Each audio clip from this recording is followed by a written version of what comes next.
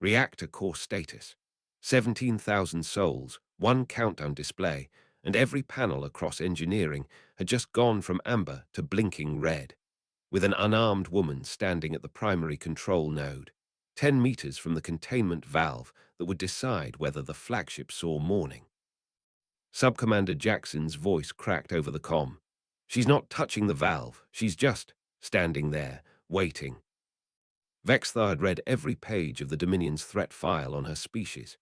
None of it explained why a captured scout pilot, 3 days into confinement, now held the single most dangerous compartment on the ship and hadn't pulled the trigger. 6 days earlier, she had been nothing but a contact report. One small vessel, patched together like it had lost an argument with an asteroid field, drifting past the Dominion's outer picket line.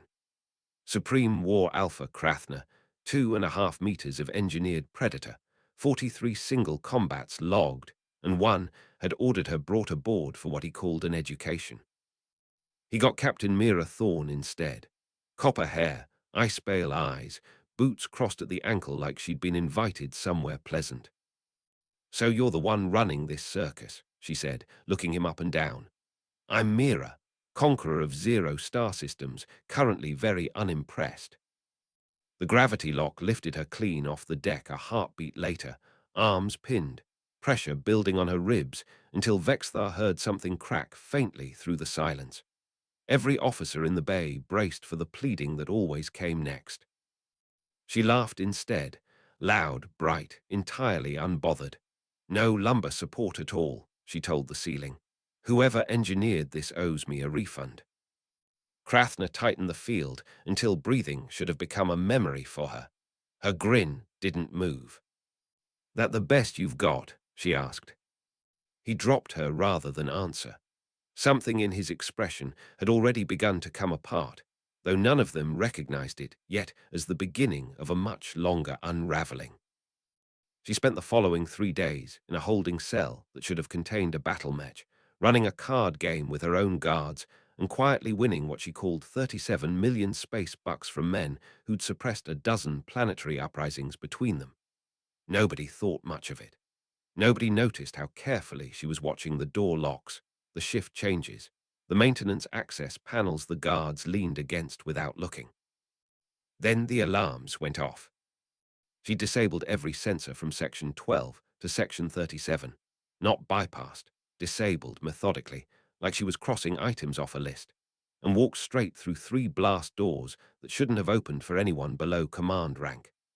By the time Jackson patched the feed through, she was standing calmly in main, engineering with her hand resting near the reactor's primary interlock, and a ship-wide message was already waiting on every console. "Got your reactor, your comms, and your rather excellent liquor cabinet. Send the Alpha. No escort. Bring food. 30 minutes or I get curious about this valve." "It's a trap," Renard said. "Escape pods sit right off that corridor." If she wanted this ship gone, Vexthar heard himself say, it would already be gone. She's not threatening us. She's summoning us. Krathna took 3 guards instead of a full tactical squad and walked into the meeting himself, jaw tight enough to crack. Vexthar went with him, and what happened in that room was the thing he would replay for the rest of his career. Mira was seated at the head of the table when they entered, working through a ration bar with what looked like genuine enjoyment, her free hand resting a few inches from a console that still showed a live feed of the reactor's core temperature. "These are terrible," she said. "I love them." She gestured at the empty chairs. "Sit, we're overdue for an honest conversation." "You have hijacked my ship," Krathna said, "held my reactor hostage, and now you want to talk." "I want you to kneel," she said, and let the silence sit there a moment before she smiled, "which tells you everything about how little I actually think of the gesture, since I'm asking for it too. Funny how it looks different depending which side of the request you're on." Krathna's claws unsheathed before Vexthar registered him moving. He crossed the room in a blur and stopped with 3 points resting against the pale skin of her throat, close enough that a shallow line of blood had already welled where one had caught skin. Behind him, the 2 guards had frozen mid-step, weapons half raised and going nowhere. "Give me a reason," Krathna said, voice dropped to something low and unsteady. Why, I shouldn't end this negotiation permanently, right here, with my own hand. Mira didn't lean away from the claws.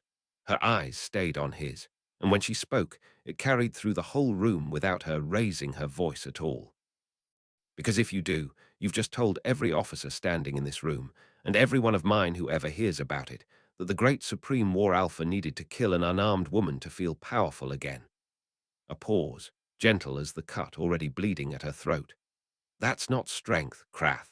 That's a confession. And it's the only story anyone will ever tell about you afterward. Not the 17 systems, not the 43 duels. Just this room, and what you needed to do in it. Nobody in engineering breathed. Vexthar felt his own pulse in his ears, and nowhere else. 3 seconds, 4. Then, slowly, the claws withdrew.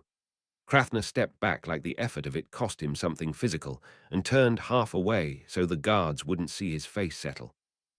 "What do you actually want?" he said, quieter now.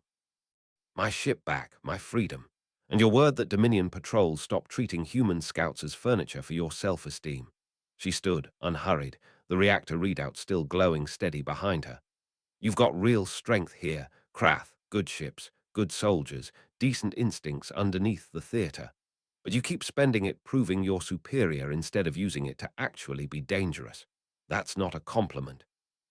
It's the only reason you're still standing in this room, instead of watching your reactor housing crack open." He was silent long enough that the room's tension became its own kind of sound. Then, 1 hour, your vessel will be released. She offered her hand. He looked at it like it might be another trap before he finally took it, one firm shake, and let go. "Pleasure doing business," she said. "Get that temper looked at. It'll cost you something bigger than a flagship eventually." 3 hours later, Vexthar stood on the observation deck as her battered little ship cleared the docking clamp, patched hull catching the light, flying steadier than its condition had any right to promise. Just before she hit the jump point, one last transmission crossed the open channel, audio only. "Hospitality's improving, work on the snacks. And Krath, don't grab any more of us. You really won't enjoy the version of me that comes back for that." A beat, almost warm. "Safe travels." The signal cut. On the status panel beside Vexthar, the reactor readout that had blinked red for most of the last hour finally settled to a steady, ordinary green. Krathna stared at the empty starfield where her ship had been. She would have made a formidable Kryn warrior. "No," Vexthar said. "Kryn warriors take orders. She'd have had your command in a month and called it a mercy." Krathna actually laughed at that, unguarded, real, the first Vexthar had ever heard from him. And out of everything that had happened that week, it was somehow the detail he remembered longest. The sound of an alpha laughing, and a small green light where a warning used to be.